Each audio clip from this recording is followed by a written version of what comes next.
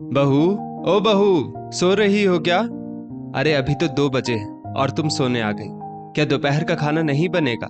या फिर बबलू को स्कूल से लाने नहीं जाओगी? हद होती है आलस की। तुम्हारी उम्र में हम क्या कुछ नहीं करते थे। मजाल है कि चेहरे पर थकान दिख जाए। पर आजकल की बहुएं मौका मिला नहीं कि आराम फरमाने लगती हैं। सुधा जी अपनी बहू नेहा से कह रही थी। अभी अभी तो नेहा की आंख लगी थी। उसकी थकान उसके चेहरे पर साफ दिख रही थी। वो बोली, मम्मी जी, अभी 10 मिनट पहले ही कमर सीधी करने के लिए लेटी थी कि आपने आवाज लगा दी। और आप तो देख ही रही थी कि मैं सो रही हूं, फिर पूछ पूछ कर क्यों जगा दिया? सुधा जी बोली, मैं तो इसलिए देखने आई कि कहीं तुम सो गई और बबलू को लाना ना भूल जा। मम्मी जी, आपको भूख लगी है क्या? मैंने दोपहर के खाने की तैयारी भी कर ली है और आपके पोते को लाने में अभी आधे घंटे से ऊपर का समय है। बस यही आधा घंटा तो मुझे मिलता है जब मैं थोड़ा आराम करती हूँ। आपसे वो भी देखा ना गया। अब बताइए क्या चाहिए? सुधा जी हंसते हुए बोली, अच्छा तुम सो रही थी, मुझे लगा तुम बस आराम कर रही हो और तुमने दोपहर के खाने की तैयारी भी कर ली। मैं तो बस ये कह रही थी कि सुबह की चाय इतनी अच्छी नहीं थी, पर अभी चाय तो पी नहीं सकती, तो थोड़ी शरबत ही बना दो। अब खाली बैठी हूं तो मन नहीं लग रहा है, और फिर इस उम्र में तुम्हारी तरह तुरंत नींद भी तो नहीं आती। अब जग गई हो तो शरबत पिला ही दो। इतना कहकर वो वहां से चली गई। नेहा का मन बिल्कुल नहीं था उठने का। सुबह की भागदौड़ से वो बहुत थक गई थी।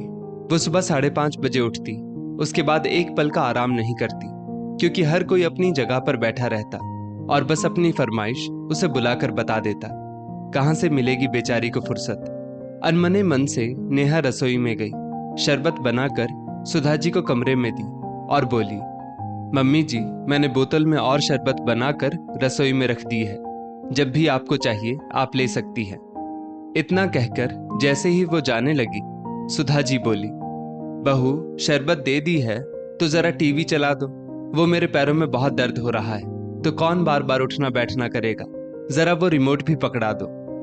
नेहा हंसकर बोली, मम्मी जी, अब मेरी समझ में आया कि आपके बेटे अथर्व में ये आदत कहाँ से आई है। जो भी आपको चाहिए अभी कह दीजिए, वरना मैं दूसरे काम में लग जाऊंगी और फिर मुझे बबलू को भी लाने जाना है। आपके तो पैरों में दर्द है, और भला आप इस धूप में कहाँ से जाएंगी? सुधा जी बोली, बहू, एक गिलास शरबत क्या बनाकर दी है, तुम तो ताने मारने लगी। और मेरे बेटे में ऐसी कौन सी खराब आदत है जो उसने मुझसे ली है? रहने दीजिए मम्मी जी, क्यों मुंह खुलवा रही है, और बताने से क्या फायदा होगा। मैं एक रोज आपको प्रमाण और प्रत्यक्ष दोनों एक साथ दूंगी, तब समझ में आएगा।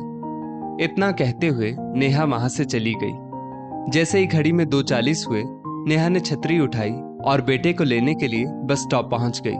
खुद धूप में रही, पर बच्चे को धूप ना लगने दी। शायद ऐसी ही होती है माँ।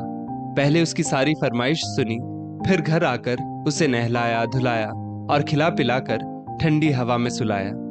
देखते ही देखते 4 बज गए। नेहा सूखे कपड़ों को उठाकर समेट बाकी के काम निपटा रही थी। तभी सासू माँ की आवाज आई, बहू, शाम की चाय मिलेगी क्या? नेहा धीरे से बोली, हाँ मम्मी जी, मिलेगी ही, और मेरे पास काम ही क्या है। हर रोज लगभग नेहा की दिनचर्या यही होती थी। अपने आप को वो ये कहकर समझाती थी कि दुनिया में शायद वो अकेली नहीं, बल्कि औरतों की आधी आबादी इसी परेशानी से हर रोज गुजरती होगी। ना तो घर वालों को और ना ही उसके पति, किसी को उसकी परेशानी और थकान दिखती ही नहीं होगी, क्योंकि उनको तो आराम से आवाज लगाने पर सब कुछ मिल जाता है। देखते ही देखते शाम हो गई। नेहा शाम के नाश्ते और रात के खाने की तैयारी एक साथ कर रही थी। करीब 7:30 अथर्व दफ्तर से लौटा, अपना बैग सोफे पर छोड़ा और ये कहते हुए कि नेहा, चाय पानी कमरे में ला देना, बाहर बहुत गर्मी है, और अपने कमरे की तरफ चला गया। तुरंत कमरे से आवाज आई, नेहा, जरा इधर आना। नेहा कमरे में पहुंची।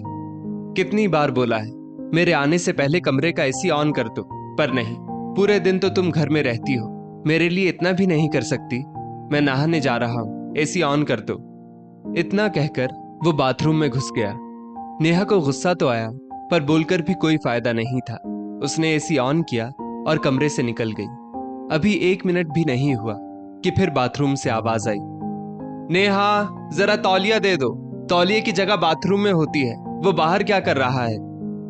नेहा झल्लाते हुए बोली, वो सुबह जब आप नहाकर तौलिया बिस्तर पर छोड़कर जाते हैं तो उसे सुखाना पड़ता है, फिर सूखने पर उसे बाथरूम में रखना पड़ता है। ये देखिए, अभी अभी समेटा है। माफ कर दीजिए, रखना भूल गई थी। नेहा के शब्दों ने अथर्व को समझा दिया कि वो नाराज हो गई है। हाँ हाँ ठीक है, जाओ अब नाश्ते की तैयारी करो। इतना कहकर जल्दी से उसने बाथरूम का दरवाजा बंद कर लिया। नेहा बुदबुदाते हुए रसोई में आई। तभी सुधा जी की आवाज आई, बहू आज तुम बहुत ढीला काम कर रही हो, अभी तक चाय भी नहीं मिली। नेहा बोली, मम्मी जी आपके शहजादे की सेवा में थी, बस वो नहाकर आ जाए तो एक साथ आपको भी चाय दे दूंगी। अथर्व आया, आराम से पैर ऊपर करके बैठकर बोला, इतनी देर काम करके आया हूं, कुछ मिलेगा इस गरीब को? सुधा जी बोली, अरे बेटा क्यों नहीं मिलेगा, तुम इतना काम करते हो, देखो तुम्हारी थकान तुम्हारे चेहरे से पता चल रही है।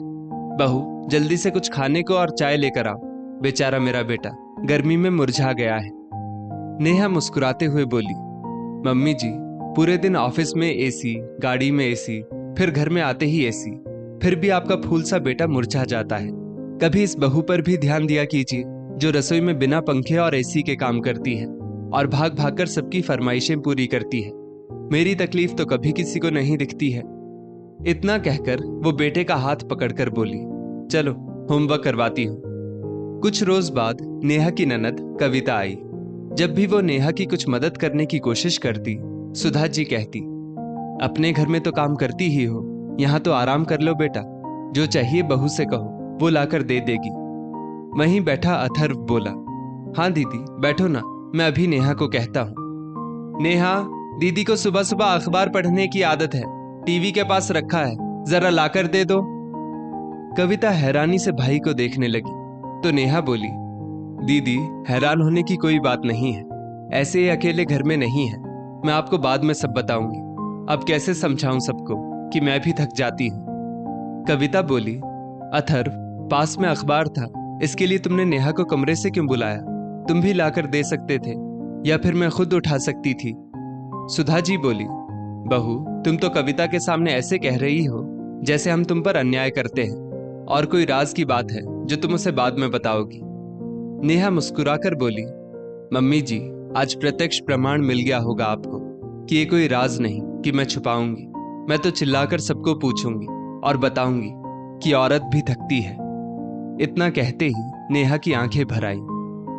सुधा जी बोली, हद करती हो बहू, जब तुम अपनी ननद के सामने अपना रोना लेकर बैठ गई हो तो ना जाने अपने मायके वालों को कितना कुछ बताती होगी। सास की बातें सुनकर नेहा दुखी होकर वहां से चली गई।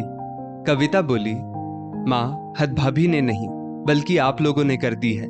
अरे पास रखी चीजों को भी आप लोग खुद से नहीं लेते हैं, बेचारी को दूर से बुलाते हैं। और अथर्व तुम दिन भर ऑफिस में एसी में रहते हो, घर में पैर फैलाकर बैठ जाते हो और उस बेचारी से डिमांड करते हो। अरे वो तुम्हारी पत्नी है, कोई गुलाम नहीं। क्या कभी सोचा है कि वो भी थक जाती है? सुधा जी कुछ कहती उससे पहले ही कविता बोली, माँ आप तो रहने ही दीजिए। एक सास जब बहू की तकलीफ नहीं समझ सकती तो वो बेचारी किससे उम्मीद लगाएगी? आपकी आदतों को देखकर तो मुझे लगता है मेरे घर वाले बहुत अच्छे हैं, कम से कम अपना अपना काम तो करते हैं। मानना पड़ेगा भाभी को, जो इतना कुछ करते हुए भी बेचारी मुस्कुराती रहती है। अथर्व को महसूस हुआ कि सच में नेहा को एक पल को भी आराम नहीं मिलता है। उसने अपनी माँ से कहा, माँ दीदी सही कह रही है। सोचिए, जब आपकी बेटी को ये सब पसंद नहीं आ रहा है तो आपकी बहू को क्या पसंद आ रहा होगा? हम दोनों उसके दोषी हैं। मैं तो अब से ध्यान रखूंगा ही, आप भी ध्यान रखिएगा। 2 दिन तक कविता के रहने से नेहा को थोड़ा आराम मिला, फिर वो चली गई। अगले दिन अथर्व ऑफिस के लिए निकल रहा था। नेहा मेरा लंच बॉक्स। जैसे ही नेहा आगे बढ़ी उसने कहा, अरे ये तो टेबल पर है, मैं ले लूंगा, तुम अपना काम करो। इतना कहकर वो दफ्तर चला गया। नेहा को अथर्व में आए इस बदलाव से बहुत खुशी हो रही थी। दोपहर में नेहा बार बार घड़ी को देख रही थी कि सुधा जी आज उससे कुछ मांगने नहीं आई। उसे बड़ा आश्चर्य हो रहा था। फिर 2:40 हुए। वो जैसे ही छतरी उठाने लगी, सुधा जी बोली, बहू आज मैं बबलू को लेने जाऊंगी। अरे अब कौन सा धूप में मेरा रंग खराब होगा, कम से कम मेरी बहू का रंग तो काला नहीं पड़ेगा। तुम थोड़ी देर आराम कर लो। इतना कहते हुए सुधा जी छतरी लेकर पोते को लेने चली गई। पति और सास में आए इस बदलाव से नेहा बहुत खुश थी। अब जब कभी उसकी बहन या कोई ये पूछता कि तुम्हारी खुशी का राज क्या है, नेहा कहती, एक राज की बात बताऊं, मेरे घर में अब मेरी चिंता करने वाले जो रहते हैं। अब नेहा के चेहरे पर हमेशा ताजगी बनी रहती थी और वो दुगनी खुशी से सबके लिए कुछ ना कुछ करती रहती। अंत भला तो सब भला। दोस्तों, औरत अपने मन में कई राज छुपा कर रखती है, पर दुख और तकलीफ की परछाई तो उसके चेहरे पर भी कभी ना कभी आ ही जाती है। फिर क्यों वो घर वालों को नजर नहीं आती है? इस स्टोरी को लेकर आपकी क्या राय है, नीचे कमेंट करके जरूर बताइएगा। और ऐसी ही और भी बेहतरीन वीडियोस के लिए हमारा पेज जरूर फॉलो करें। धन्यवाद।